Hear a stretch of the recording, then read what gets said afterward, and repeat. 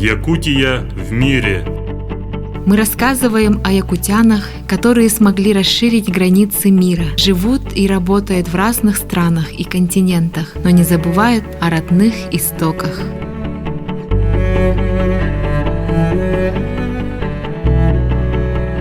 Добрый день, дорогие друзья! Надеюсь, вы соскучились по нашим выпускам.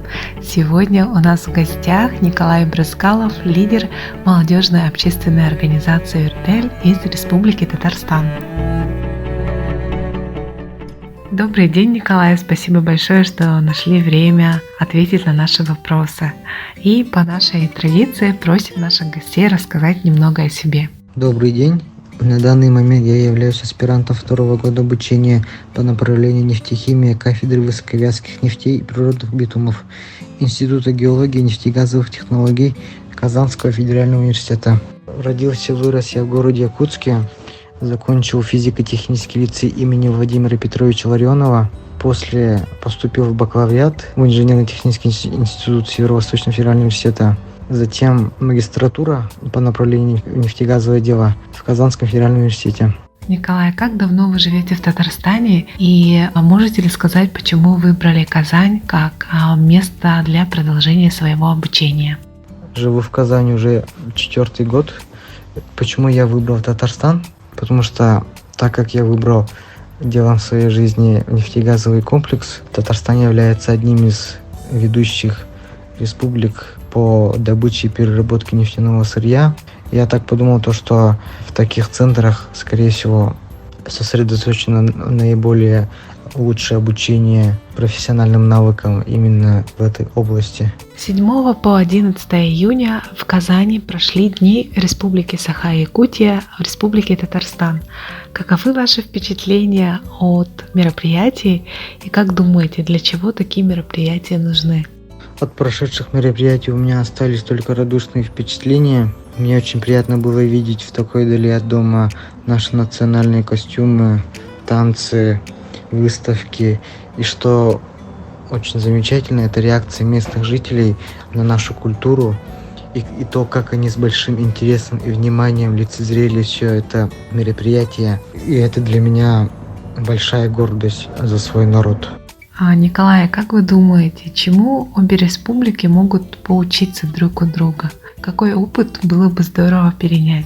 На самом деле данный вопрос является сложным для меня. Точного и однозначного ответа я, к сожалению, дать не могу.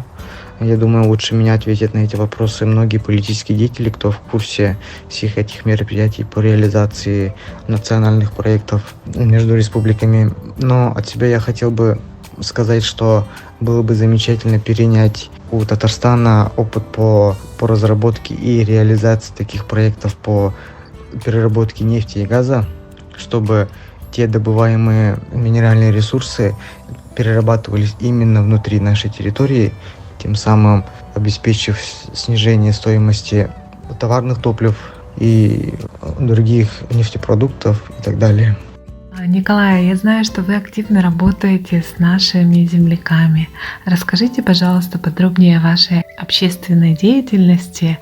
Сколько наших земляков живет в Татарстане, в Казани? Какие активности вы проводите? Наша молодежная общественная организация называется «Юрдель». Она совсем молодая, мы ее создали только в 2019 году. И в связи с тем, что студентов из Якутии очень мало, нас всего лишь 40 человек, и из-за этого активности здесь у нас не так много, как хотелось бы, конечно, но всегда, как традиции, мы каждую весну, каждую осень выходим на пикники. В сентябре мы встречаем новых абитуриентов, проводим конкурсы, мероприятия, все очень интересно.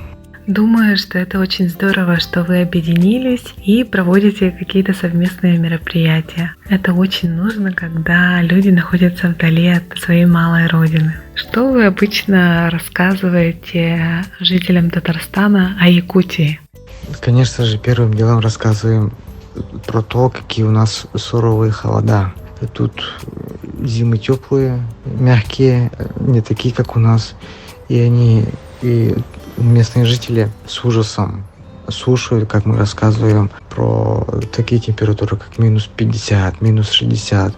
и они в недоумении, как там можно жить вообще. Вот. А во-вторых, это, конечно же, чем насыщены здесь, это вот бриллианты, бивни мамонтов. Они, конечно же, думают, то, что там у нас в Якутии живут только одни богачи, а наша валюта — это бриллианты, золото, серебро. Ну, у некоторых здесь такое мнение. Наша республика активно ищет возможности для развития связи с другими субъектами Российской Федерации. Как вы думаете, какие проекты могли бы реализовывать Республика Саха-Якутия и Республика Татарстан? Честно сказать, нам у татаров есть много чему учиться. Ну, во-первых, это принятие и продвижение инвестиционных проектов. В Татарстане каждый год проводятся разные мероприятия. Это вот чемпионат мира. В 2019 году было World Skills. В 2020 году еще были запланированы такие крупные мероприятия, но, к сожалению, ввиду ограничений из-за коронавирусной инфекции все было перенесено. Во-вторых, это развитие нефтегазового комплекса. У нас, насколько я знаю, есть крупнейшие месторождения газа, также нефтеносные пласты, но их надо все разрабатывать, построить НПЗ, нефтеперерабатывающие заводы, асфальтобетонные заводы. Здесь все это исполнено просто на высшем уровне, и к сведению властей это надо, конечно же, принять и уже запускать в производство. Николай, спасибо большое, что ответили на наши вопросы, и традиционно просим сказать несколько слов для наших слушателей. Слушателям я бы хотел пожелать крепкого здоровья, беречь себя, беречь своих родных, использовать средства индивидуальной защиты в такое нелегкое время. А тем, кто учится, я бы пожелал успешной сдачи экзаменов, закрытия сессий. А тем, кто работает, высоких достижений на своем посту, должности. И всем удачи. С вами был аспирант из города Казани. Друзья, я напомню, что у нас сегодня в гостях был Николай Брызгалов, аспирант Казанского федерального университета и лидер молодежной общественной организации «Юртель». А сегодня для вас работали Екатерина Голикова и я, Савина Данилова. До новых встреч!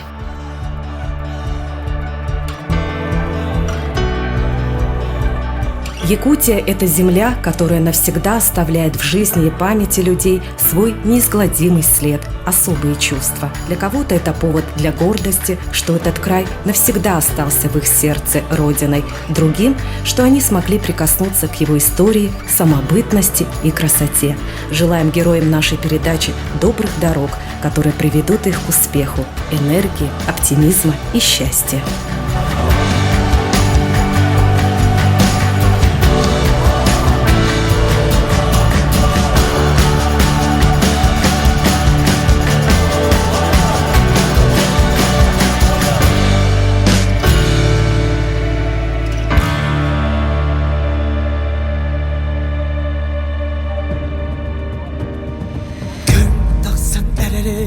Köngül kallan sırdıgın Oğan yüeren külerin Sürak yiyen teberin Üç çat oyan bir yereren Beliye künye tümserin Beye binen çugahan Ortor budun üçü gel